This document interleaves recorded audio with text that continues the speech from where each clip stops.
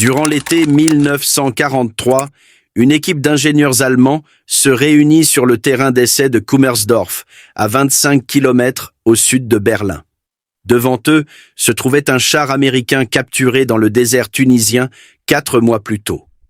Le véhicule portait les cicatrices du combat, de la poussière encore incrustée dans ses chenilles, de la peinture brûlée par le soleil du désert, des impacts d'armes légères criblant sa coque. Mais lorsqu'un technicien grimpa dans le siège du conducteur et appuya sur le démarreur, le moteur tourna du premier coup. Le moteur radial continental toussa une fois, puis s'installa dans un grondement régulier. Les ingénieurs allemands échangèrent des regards. Leurs propres Panther et Tigre tombaient régulièrement en panne lors des marches de ralliement vers le front. Les transmissions lâchaient, les ponts moteurs se brisaient, les moteurs surchauffaient. Pourtant, cette machine américaine avait survécu à plus de 8000 km d'opérations de combat à travers l'Afrique du Nord et tournait encore comme si elle venait de sortir de la chaîne de montage. L'ingénieur en chef ordonna un démontage complet. Chaque composant serait examiné, mesuré et documenté. Ce qu'ils découvrirent à l'intérieur allait remettre en question tout ce que les concepteurs de chars allemands croyaient savoir sur la guerre blindée. À 10 000 km de là, dans une usine près de Détroit, les ouvriers de l'équipe de nuit construisaient un autre Sherman. Ils le finiraient en moins d'une journée. Au moment où les ingénieurs allemands déposeraient leur rapport, les usines américaines en auraient produit 1 millier d'autres. Juste comme ça.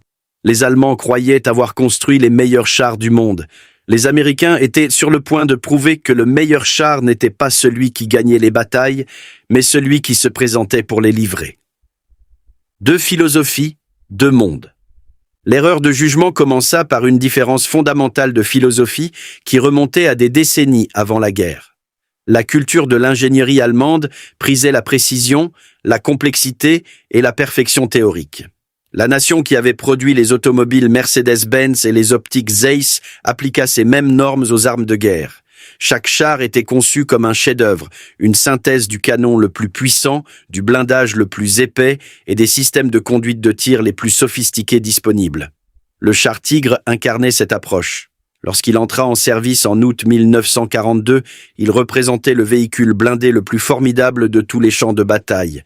Il pesait 57 tonnes, montait le canon dévastateur de 88 mm dérivé de la légendaire pièce anti-aérienne et portait un blindage allant jusqu'à 100 mm d'épaisseur sur le devant de sa tourelle avec un masque de canon atteignant 120 mm. Lors d'un engagement direct, un Tigre pouvait détruire n'importe quel char allié à des distances dépassant les 2000 mètres tout en restant presque invulnérable aux tirs de riposte. Le Panther, qui fit ses débuts au combat en juillet 1943, combinait une puissance de feu redoutable avec une mobilité améliorée. Son canon à haute vélocité de 75 mm pouvait pénétrer 111 mm de blindage incliné à 1000 mètres. Son blindage frontal incliné, inspiré du T-34 soviétique, offrait une protection équivalente à des plaques verticales beaucoup plus épaisses. Les ingénieurs allemands le considéraient comme le meilleur char moyen de la guerre. Ces véhicules terrorisaient les équipages de chars alliés. Les tankistes américains appelaient le Tigre le monstre. Ils parlaient de voir leurs obus ricocher inoffensivement sur son blindage pendant que les tirs de riposte transperçaient leur Sherman comme du papier. L'impact psychologique d'affronter les chars lourds allemands contribua à une mythologie qui persiste encore aujourd'hui. Celle que les blindés allemands étaient vastement supérieurs à tout ce que les Alliés pouvaient aligner.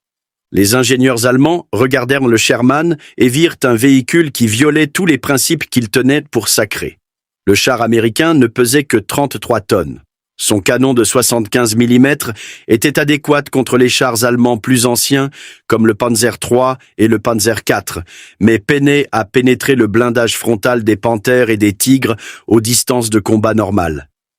Son blindage, allant de 50 à 76 mm selon la variante et la date de production, pouvait être percé par le canon allemand standard de 75 mm à distance de combat.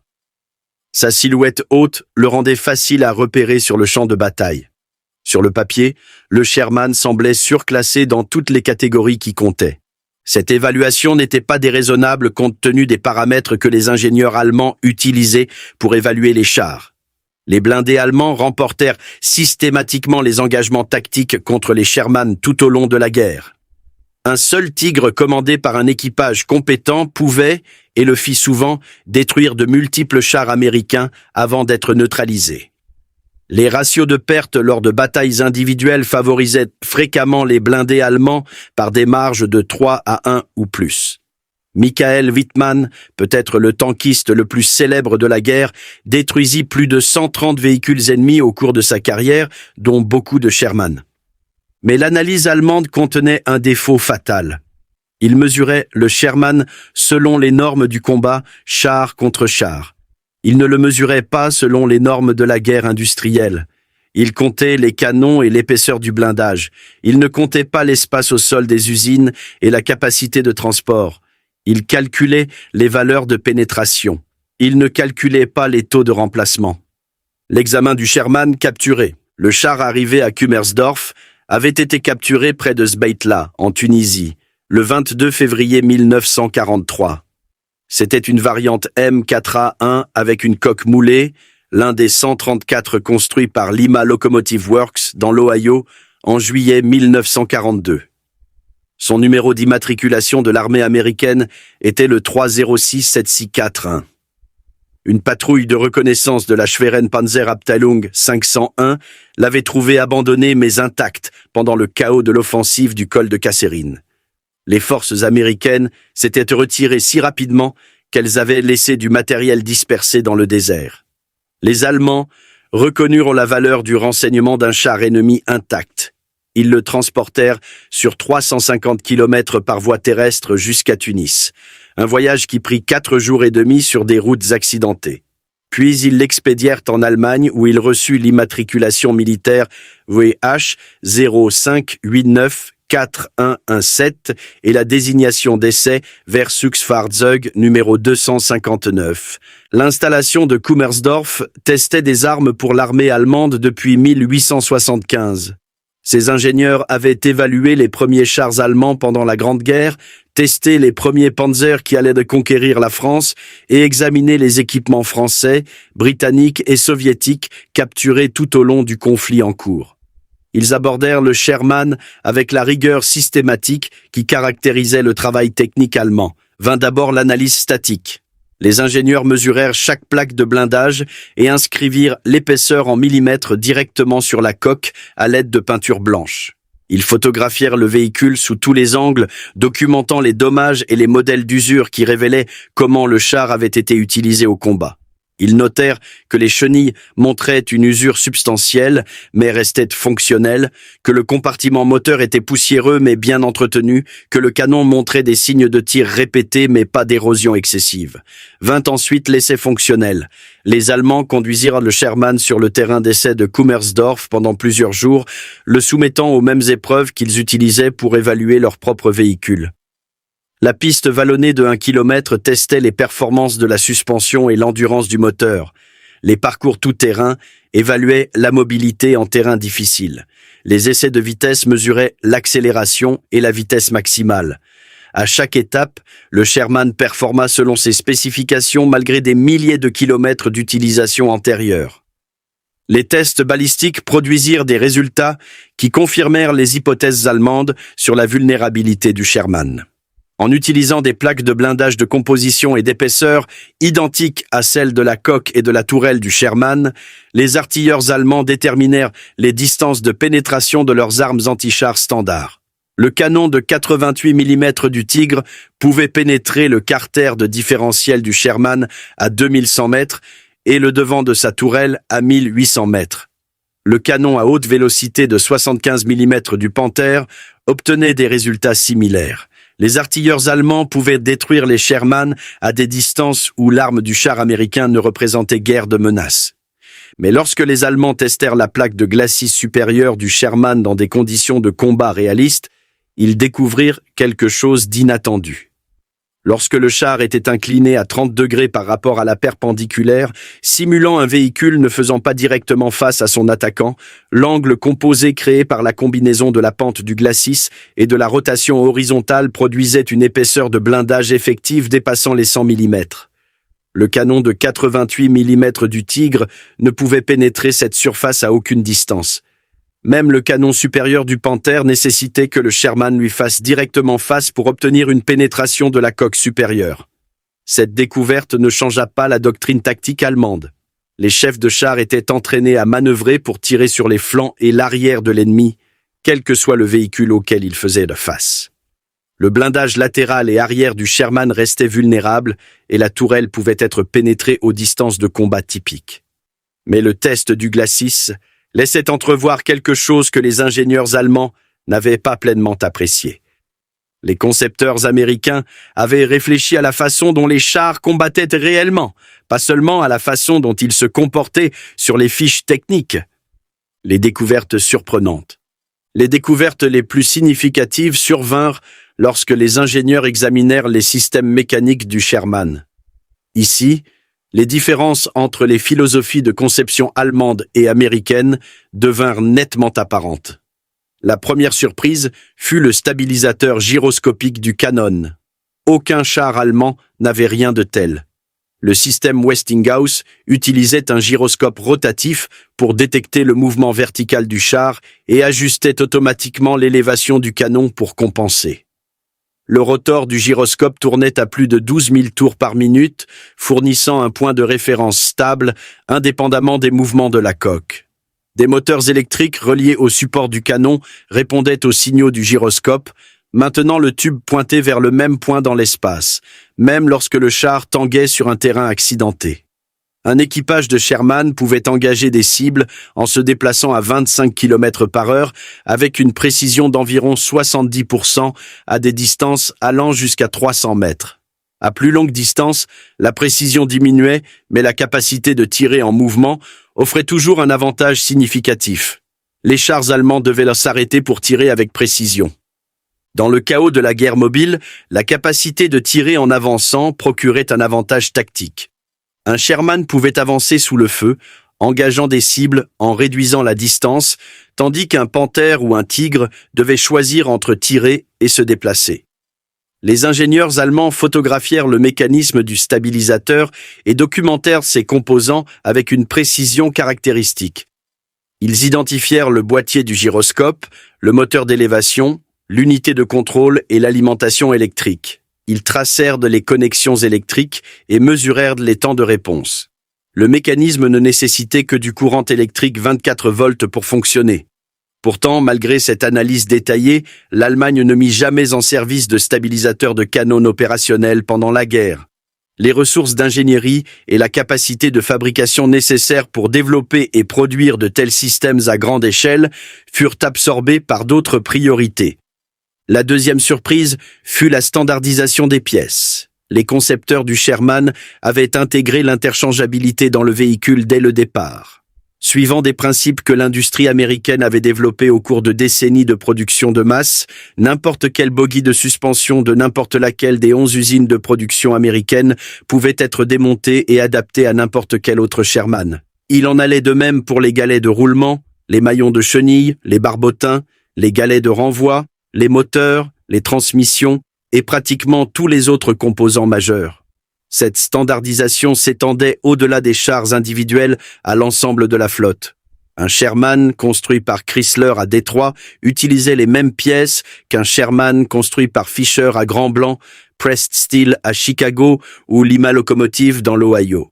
Les officiers du ravitaillement pouvaient réquisitionner des composants sans spécifier quelle usine avait construit les véhicules qu'ils soutenaient. Les pièces pouvaient être récupérées sur des chars détruits et utilisées pour réparer des chars endommagés, quelle que soit leur origine.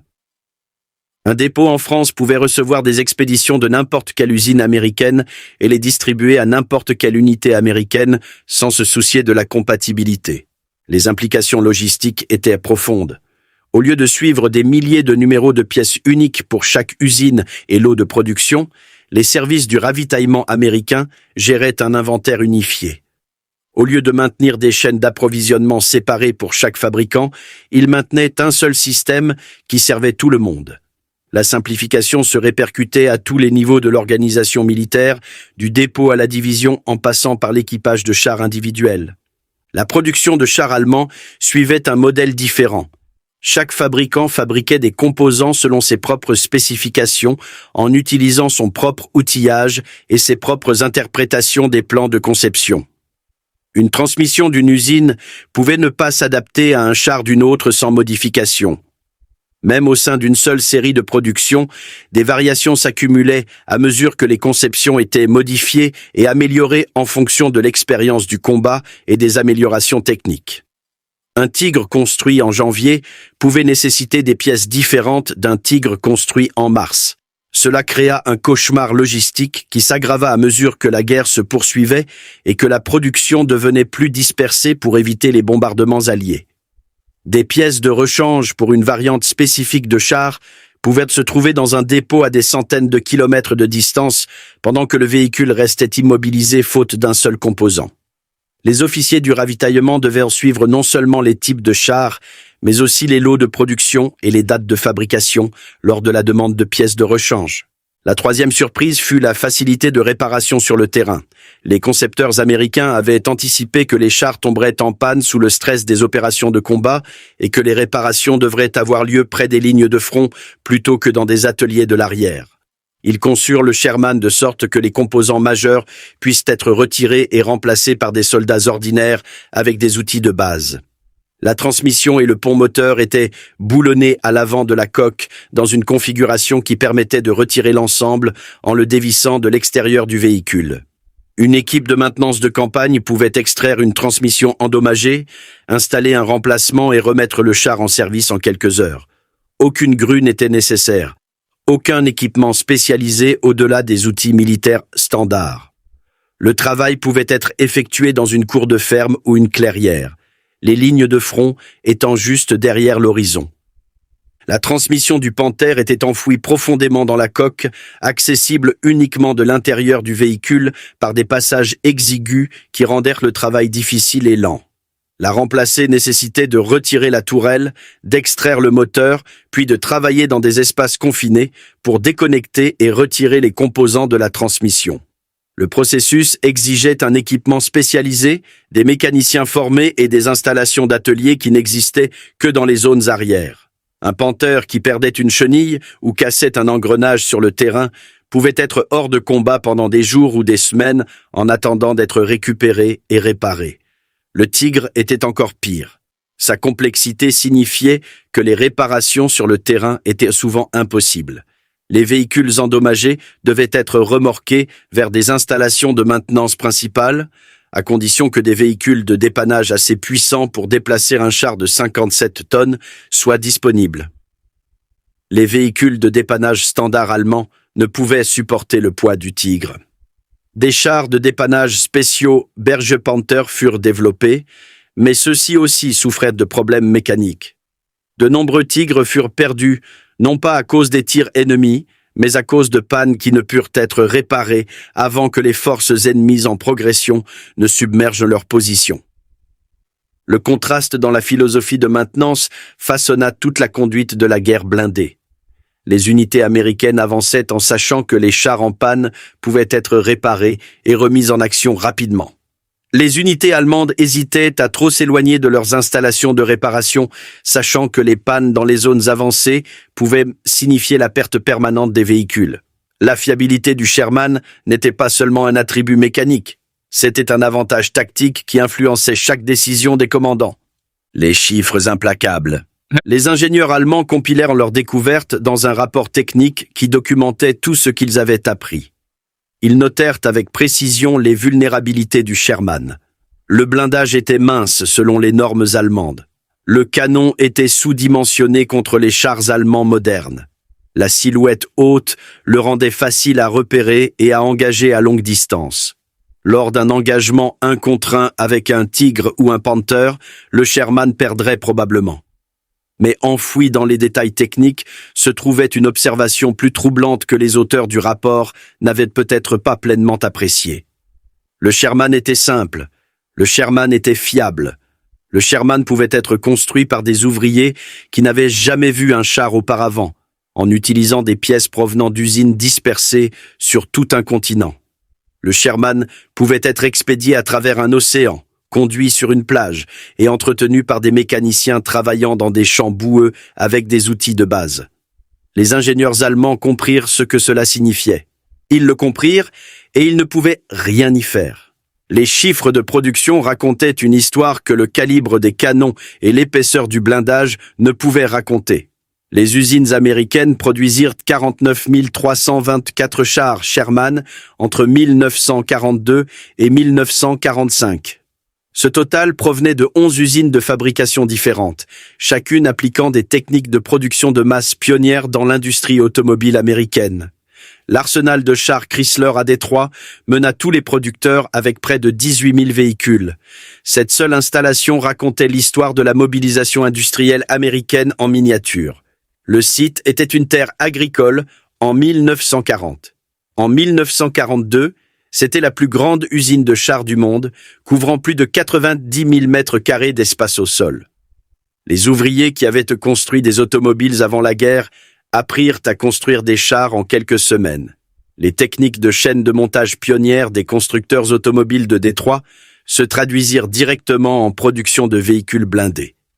L'arsenal fonctionnait 24 heures sur 24 en 3 équipes. Les chars descendaient les chaînes de montage comme les voitures, avec des composants ajoutés à chaque poste jusqu'à ce qu'un véhicule complet sorte au bout. De l'acier brut entrait à une extrémité de l'usine. Des Sherman finis sortèrent de l'autre à un rythme qui aurait semblé impossible aux planificateurs allemands qui pensaient en termes d'artisans qualifiés construisant des véhicules individuels. Cette seule installation surpassait la production de toute l'industrie allemande du char pendant la plupart des années de la guerre. L'arsenal de chars Fischer ajouta plus de 11 000 Sherman. Pressed Steel Car Company en construisit plus de 8 000. American Locomotive produisit 2 300. Ford Motor Company contribua pour près de 1 700, bien qu'elle se concentrât principalement sur d'autres productions de guerre. Lima Locomotive Works, Baldwin Locomotive Works, Pacific Car and Foundry et Federal Machine and Welder complétèrent le réseau de production. La réponse de l'Allemagne était contrainte par la capacité industrielle, les bombardements stratégiques et des choix de conception qui privilégiaient la qualité à la quantité. La production totale de Tigre 1 d'août 1942 à août 1944 s'éleva à environ 1350 véhicules, tous de l'usine Henschel à Kassel. Lorsque les bombardiers alliés détruisirent 95% de la surface au sol de l'usine Henschel en septembre et octobre 1944, la production de Tigre 2 fut dévastée. Moins de 500 de ces formidables véhicules furent achevés avant la fin de la guerre. La production de Panther, répartie entre MEN, Daimler-Benz et MNH, totalisa environ 6 000 chars, bien qu'il s'agisse du programme prioritaire de l'Allemagne à partir de 1943. Le Panzer IV, le char le plus nombreux de l'Allemagne et l'épine dorsale de ses forces blindées, pendant la majeure partie de la guerre, atteignit une production d'environ 8 500 véhicules provenant de 3 usines de fabrication. L'arithmétique était dévastatrice. Pour chaque Tigre que l'Allemagne construisait, l'Amérique construisait 37 Sherman. Pour chaque Panther, 8 Sherman sortaient des chaînes de montage américaines. Les Allemands pouvaient gagner chaque engagement tactique par un facteur de 3 contre 1 et être encore submergés par le simple volume de la production américaine. Même à des taux d'échange de 5 contre 1 que les tankistes allemands atteignaient rarement de manière cohérente, les mathématiques favorisaient les Américains. L'écart de coût aggravait le problème. Un Tigre, coûtait 250 800 Reichsmarks à produire et les véhicules de première production avant que les gains d'efficacité de fabrication ne soient réalisés atteignaient jusqu'à 800 000 Reichsmarks. Un Panther coûtait 117 100 Reichsmarks. Un Panzer IV coûtait 103 462 Reichsmarks. Un Sturmgeschütz III, le véhicule blindé allemand le plus économique, coûtait encore 82 500 Reichsmarks. L'industrie allemande dépensait d'énormes ressources pour produire un petit nombre de véhicules extrêmement performants, tandis que l'industrie américaine produisait en masse des véhicules acceptables en quantité qui défiait l'entendement. Les ressources consommées par un seul Tigre auraient pu produire plusieurs Panzer IV. Les ressources consommées par un seul Panther auraient pu produire plusieurs canons d'assaut Sturmgeschütz. Mais la culture militaire allemande exigeait le meilleur, et le meilleur était l'ennemi du assez. Les implications stratégiques allaient au-delà des simples chiffres. Les pertes de chars allemands étaient effectivement permanentes. Chaque Tigre détruit représentait des mois de production d'usines qui ne pourraient jamais être récupérés. Chaque Panther perdu au combat ou par panne mécanique était irremplaçable compte tenu des contraintes pesant sur l'industrie allemande. Les pertes américaines étaient des revers temporaires. Chaque Sherman détruit était remplacé par une nouvelle production en quelques semaines. Les chaînes de montage ne s'arrêtaient jamais. Les navires continuaient de traverser l'Atlantique. Le flux de nouveaux véhicules était incessant. Cela créait une asymétrie fondamentale dans la façon dont les deux camps pouvaient combattre. L'Allemagne devait conserver ses blindés, les utiliser avec précaution pour des engagements décisifs où les chances favorisaient le succès. L'Amérique pouvait se permettre d'utiliser ses blindés de manière agressive, acceptant des pertes qui auraient paralysé les formations allemandes parce que les remplaçants étaient toujours en route. Fiabilité et disponibilité, l'avantage décisif. Albert Speer, qui devint ministre de l'armement du Reich en février 1942 et augmenta considérablement la production de guerre allemande par la rationalisation et le travail forcé, caractérisa plus tard le conflit comme une lutte entre deux systèmes d'organisation. L'approche allemande, que Speer appelait surdéveloppée, exigeait des spécifications rigoureuses et un petit nombre de systèmes technologiquement avancés de haute qualité. L'approche américaine reposait sur ce que Speer appelait l'art de l'improvisation, produisant d'immenses quantités d'équipements assez bons pour accomplir la mission, même s'il n'était pas le meilleur dans une catégorie donnée. L'écart de fiabilité se révéla plus décisif que toute différence en puissance de feu ou protection blindée. Les chars allemands étaient magnifiques quand ils fonctionnaient. Le problème était qu'ils ne fonctionnaient souvent pas. Le Panther fit ses débuts au combat lors de la bataille de Kursk en juillet 1943, la plus grande bataille de chars de l'histoire. Les commandants allemands avaient précipité le nouveau char en service malgré les avertissements des ingénieurs selon lesquels les modèles de production n'avaient pas été testés de manière adéquate. Le haut commandement voulait des Panthers à Kursk pour exploiter leurs avantages techniques contre les blindés soviétiques. Ils eurent des Panthers à Kursk. Ils n'eurent pas de Panthers capables de combattre. Les résultats validèrent toutes les préoccupations que les ingénieurs avaient soulevées. Les rapports allemands contemporains documentèrent le désastre en termes cliniques. Avant d'atteindre la première zone de rassemblement, 50% des véhicules étaient hors d'usage. Les 2/3 de ces pannes impliquaient des pannes moteurs. Le tiers restant souffrait de défaillances de transmission et de direction. Les Panthers tombaient en panne sur la route de ralliement vers le champ de bataille, pas au combat contre les chars soviétiques. En une semaine de combat, plus de 180 Panthers furent réduits à environ 40 chars fonctionnels. Le taux de disponibilité opérationnelle s'élevait à peine au-dessus de 16%. Le char le plus avancé technologiquement de l'arsenal allemand ne pouvait pas se rendre sur le champ de bataille sans tomber en panne. Les tankistes soviétiques détruisirent quelques Panthers. Les problèmes de maintenance allemands en détruisirent bien plus. Les problèmes persistèrent tout au long de la guerre, malgré des efforts d'ingénierie continus pour les résoudre. Les taux de disponibilité opérationnelle du Panther en 1944, après plus d'un an d'amélioration de la production, atteignaient en moyenne 54% sur tous les fronts. Les taux mensuels montraient une amélioration progressive à mesure que la fabrication mûrissait. En février, seulement 37% des Panthers étaient prêts au combat. Le taux grimpa à 50% en avril et atteignit 78% en mai, avant de fluctuer pendant l'été et l'automne. À aucun moment les taux opérationnels du Panther ne dépassèrent constamment les 80%. Le Sherman, en revanche, atteignait des taux de disponibilité opérationnelle approchant les 85% dans des conditions comparables. Les équipages de chars américains pouvaient compter sur leurs véhicules pour démarrer, rouler et combattre lorsqu'ils étaient engagés. Cette fiabilité n'était pas accidentelle. Elle résultait de décisions de conception qui privilégiaient la maintenabilité par rapport à la performance maximale, de processus de fabrication qui mettaient l'accent sur la cohérence plutôt que sur l'artisanat, d'un système logistique conçu pour maintenir les véhicules en fonctionnement plutôt que d'attendre des réparations spécialisées. Les évaluations soviétiques des Sherman Predbuy confirmèrent les données de fiabilité américaines. La 6e armée de chars de la garde soviétique, qui opérait des Sherman M4A2 diesel aux côtés de ses propres T-34, détermina que ces chars américains avaient une durée de vie de 2000 à 2500 km, comparable aux véhicules soviétiques.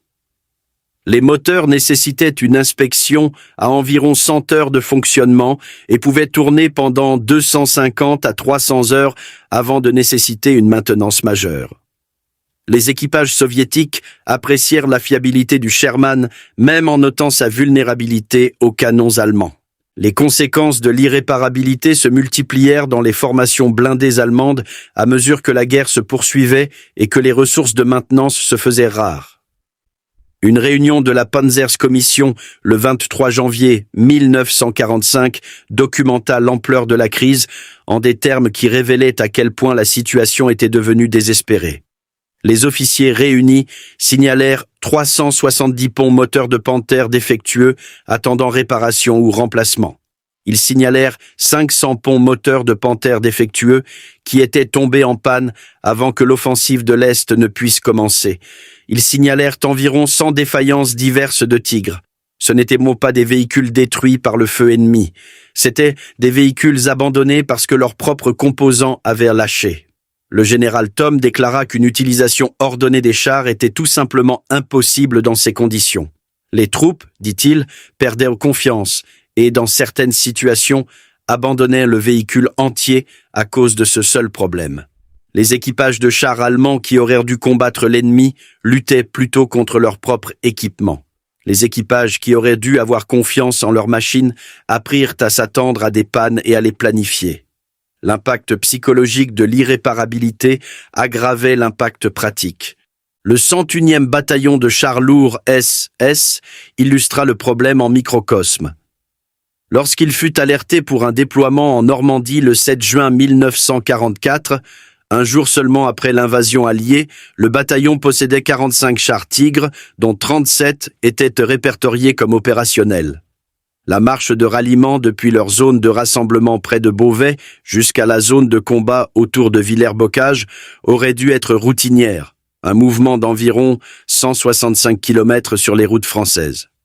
Au lieu de cela, les pannes mécaniques et les attaques des chasseurs-bombardiers alliés réduisirent la force disponible à environ 6 véhicules au moment où ils atteignirent la zone de bataille le 13 juin. Les Tigres tombaient en panne le long de la route. Les véhicules de dépannage peinaient à remorquer les chars massifs. Les attaques aériennes détruisirent ou endommagèrent des véhicules qui s'étaient arrêtés pour réparation. Un bataillon entier de chars lourds avait été réduit à une poignée de véhicules opérationnels avant de tirer un seul coup sur l'ennemi. L'action célèbre de Michael Wittmann à Villers-Bocage le 13 juin démontra ce qu'un équipage compétent dans un char puissant pouvait accomplir. En quelques minutes, le seul Tigre de Wittmann détruisit plus d'une douzaine de véhicules britanniques, y compris des chars, des voitures blindées et des transporteurs. L'action devint légendaire, citée pendant des décennies comme une preuve de la supériorité blindée allemande. Mais le contexte plus large révèle les limites de la doctrine allemande. Le 101e bataillon de chars lourds SS avait 45 Tigres sur le papier. Il en avait 6 en action. Les 39 restants étaient en panne, détruits par des attaques aériennes ou luttaient encore pour atteindre le front. Le génie de Wittmann ne pouvait compenser les défaillances systémiques qui laissaient la majeure partie de la puissance de combat de son bataillon inutilement immobilisée le long des routes françaises. Haraucourt, 1944, la démonstration sur le terrain. La bataille d'Haraucourt en septembre 1944 fournit le test le plus complet du Sherman contre le Panther en combat soutenu. Cet engagement dans la région de Lorraine en France devint la plus grande bataille de chars américaine sur le front occidental jusqu'à la bataille des Ardennes 3 mois plus tard. La 5e armée blindée allemande engagea 262 chars et canons d'assaut dans une contre-attaque visant à arrêter la 3e armée de Patton. La force comprenait 107 Panthers, 75 Panzer IV et 80 canons d'assaut. C'était en des nombres substantiels selon les normes de la fin de la guerre. En face, le combat commande A de la 4e division blindée, équipée de Sherman M4 et de chasseurs de chars M18 Hellcat. Les forces allemandes souffraient de handicaps paralysants qui n'avaient rien à voir avec les spécifications de leur équipement. Les 111E et 113E brigades blindées avaient été formées seulement des semaines avant d'être engagées au combat. La 113e fut organisée le 4 septembre 1944, seulement 15 jours avant d'être jetée dans l'action. Les équipages avaient alors des programmes d'entraînement raccourcis et faisaient preuve de peu de compétences dans les manœuvres tactiques. Beaucoup n'avaient jamais opéré en tant qu'unité auparavant. Certains panthères recevaient encore des réglages finaux de la part de représentants d'usines lorsque les ordres d'attaque arrivèrent. La 5e armée blindée manquait d'unités de reconnaissance intégrées et fut forcée d'avancer à l'aveugle dans les positions américaines. Les commandants allemands ne savaient pas où se trouvaient les Américains, quelle était leur force, ni comment ils étaient déployés. Ils attaquèrent en s'attendant à trouver des unités arrière dispersées et rencontrèrent à la place des formations blindées expérimentées qui se battaient depuis la Normandie. Les tactiques américaines exploitèrent toutes les faiblesses allemandes. Les Sherman utilisèrent leur pivotement de tourelles plus rapide pour engager les cibles plus rapidement que les panthères ne pouvaient réagir. La tourelle du Sherman pouvait pivoter sur 360 degrés en 15 secondes. Le panthère nécessitait plus du double de temps pour la même rotation. Dans le combat rapproché, où des fractions de secondes déterminaient qui tirait le premier, cette différence se révéla décisive. Les équipages américains combattirent depuis des positions défensives dissimulées qui annulaient l'avantage allemand en matière de tir à longue distance.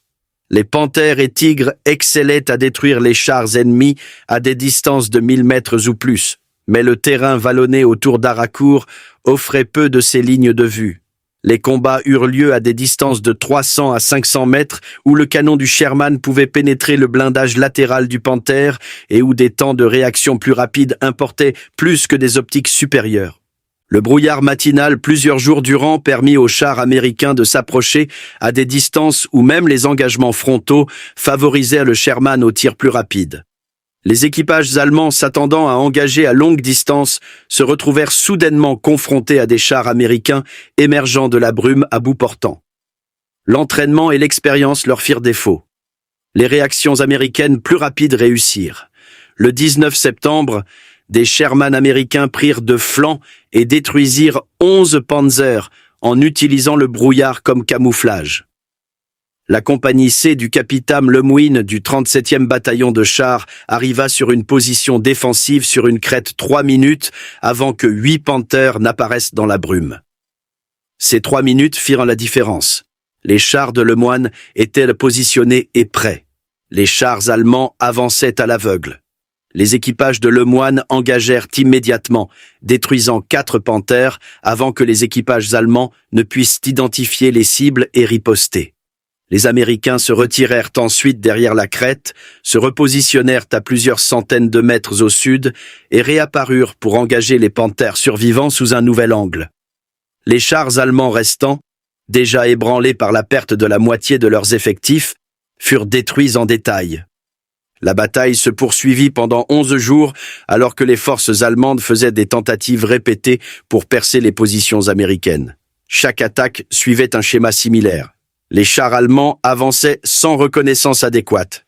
Les forces américaines les détectaient et préparèrent des positions d'embuscade. Les combats avaient lieu à des distances qui annulaient les avantages techniques allemands. Les pertes allemandes s'accumulaient. Lorsque la bataille se termina le 29 septembre, les forces allemandes avaient perdu 86 chars confirmés détruits et 114 endommagés ou en panne. Seulement 62 des 262 véhicules d'origine restaient opérationnels. Les pertes américaines totalisèrent 25 chars et 7 chasseurs de chars, une fraction des pertes allemandes. Les conséquences révélèrent autant que la bataille elle-même.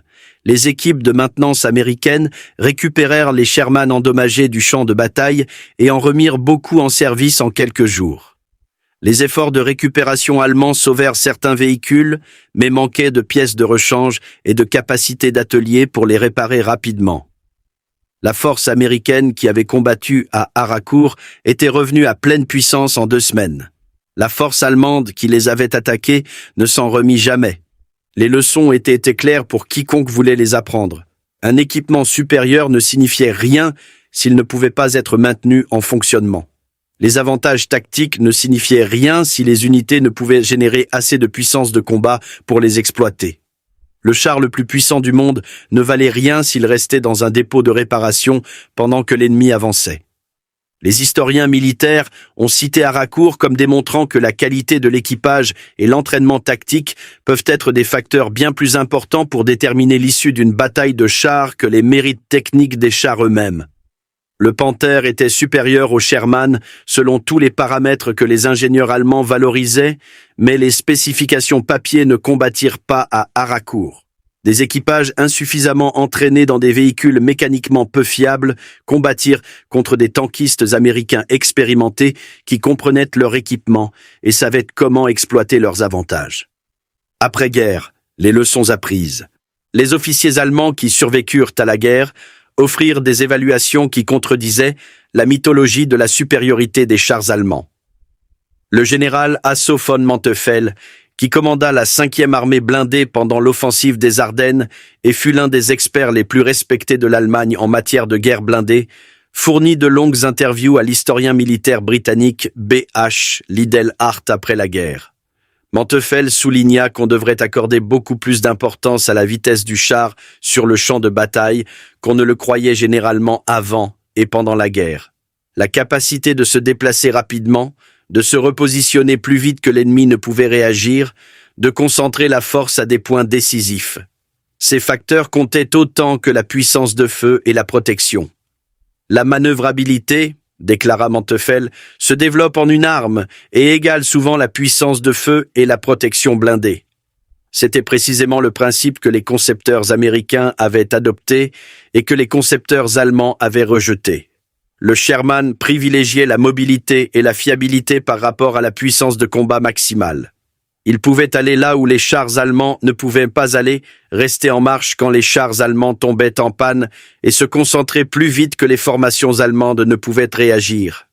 Le Tigre et le Panther privilégièrent la puissance de feu et la protection, optimisant pour l'engagement décisif, tout en négligeant les innombrables facteurs qui déterminaient si les chars atteignaient le champ de bataille prêts à se battre. Albert Speer lui-même reconnut les capacités du Sherman dans ses mémoires d'après-guerre, au cœur du Troisième Reich. Décrivant des rapports du front italien où les blindés américains opéraient dans un terrain montagneux qui aurait dû favoriser les défenseurs, Speer écrivit franchement ce que les commandants allemands observèrent. Le Sherman escalade des montagnes que nos experts en chars considèrent comme inaccessibles aux chars, nota Speer. Un grand avantage est que le Sherman a un moteur très puissant par rapport à son poids. Sa mobilité tout-terrain sur terrain plat est, comme le rapporte la 26e division blindée, définitivement supérieure à celle de nos chars.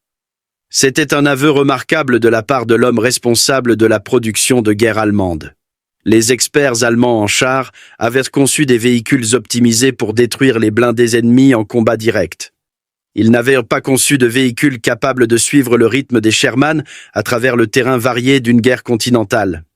Les chars américains allaient là où les chars allemands ne pouvaient pas suivre. Les chars américains arrivaient à des batailles que les chars allemands n'atteignaient jamais. Les cultures institutionnelles qui produisirent ces différentes approches se révélèrent aussi importantes que les chars eux-mêmes. La doctrine militaire américaine mettait l'accent sur l'adaptabilité et l'amélioration continue. Les rapports après action des unités de combat remontaient aux établissements d'entraînement et aux bureaux d'études en quelques semaines. Les problèmes identifiés sur le terrain étaient analysés par des ingénieurs qui révisaient les spécifications et modifiaient la production. Le Sherman, qui sortit des chaînes de montage en 1944, incorporait des centaines d'améliorations basées sur l'expérience du combat en Afrique du Nord, en Sicile et en Italie. La culture militaire allemande s'était figée autour de doctrines fixes et de loyauté personnelle qui décourageaient l'évaluation honnête des problèmes. L'initiative de remettre en question les approches établies était découragée. L'échec à atteindre les objectifs assignés était souvent fatal aux carrières. Les ingénieurs qui identifiaient des problèmes fondamentaux avec la transmission du Panther étaient invités à trouver des solutions, pas à remettre en question des décisions de conception qui avaient été approuvées par de hauts fonctionnaires et entérinées par les plus hauts niveaux du Reich. Hitler aggrava cette rigidité par son ingérence constante dans le développement des armes. Il exigeait des changements dans la conception des chars basés sur l'intuition plutôt que sur l'analyse technique. Il insistait sur des blindages plus lourds et des canons plus gros, même lorsque les ingénieurs avertissaient que les composants automobiles existants ne pouvaient supporter le poids supplémentaire. Les commandants apprirent qu'être en désaccord avec les décisions qui avaient atteint le Führer était au mieux fatal pour la carrière et potentiellement mortel dans le pire des cas. Les évaluations honnêtes qui auraient pu corriger la conception des chars allemands furent supprimées au profit de rapports qui disaient aux dirigeants ce qu'ils voulaient entendre. Les problèmes étaient minimisés. Les échecs étaient attribués à des facteurs indépendants de la volonté. L'analyse systématique de ce qui n'allait pas et pourquoi, qui caractérisait les institutions militaires américaines, était dangereuse dans un système où reconnaître les problèmes pouvait être interprété comme du défaitisme. Le système américain était chaotique en comparaison. Différentes unités développaient différentes solutions à des problèmes similaires. La coordination entre les branches de service était imparfaite. Les arguments sur la doctrine et l'équipement continuèrent tout au long de la guerre. Mais le chaos était productif. Les idées qui fonctionnaient survivaient et se répandaient dans la force. Les idées qui échouaient étaient abandonnées sans égard à la réputation de qui y était attaché. L'organisation dans son ensemble devenait plus efficace, même lorsque des composants individuels peinaient. Au printemps 1945, les conséquences de ces différentes approches étaient devenues indéniables. Les divisions blindées américaines avançaient à travers l'Allemagne avec des taux de disponibilité opérationnelle que les commandants allemands ne pouvaient qu'envier. Les chars Sherman qui tombaient en panne étaient réparés et remis en action en quelques jours. Les pièces de rechange affluaient grâce à un système logistique qui fonctionnait malgré le chaos de la guerre mobile. Des véhicules de remplacement arrivaient des ports où les navires livraient un flux continu de nouvelles productions. Les formations de chars allemandes s'étaient désintégrées sous le poids de leur propre complexité. Les véhicules qui auraient dû combattre étaient immobilisés dans des dépôts de réparation en attendant des pièces qui n'arriveraient jamais. Les équipages abandonnaient des panthères et des tigres non pas à cause des tirs ennemis, mais parce que les transmissions lâchaient, ou les moteurs se bloquaient, ou les ponts moteurs cassaient. Les magnifiques machines qui étaient censées renverser le cours de la guerre rouillaient dans les champs et les forêts du Reich, monument à une philosophie qui privilégiait les mauvaises choses. Les hommes qui avaient rejeté la capacité industrielle américaine comme de la propagande regardèrent les usines américaines les enterrer sous une avalanche d'acier. Les ingénieurs qui avaient méprisé le Sherman comme rudimentaire et sous-motorisé virent leur conception sophistiquée échouer, tandis que les simples chars américains continuaient de rouler. Les généraux qui avaient compté sur la qualité pour vaincre la quantité apprirent que la quantité avait une qualité qui lui était propre.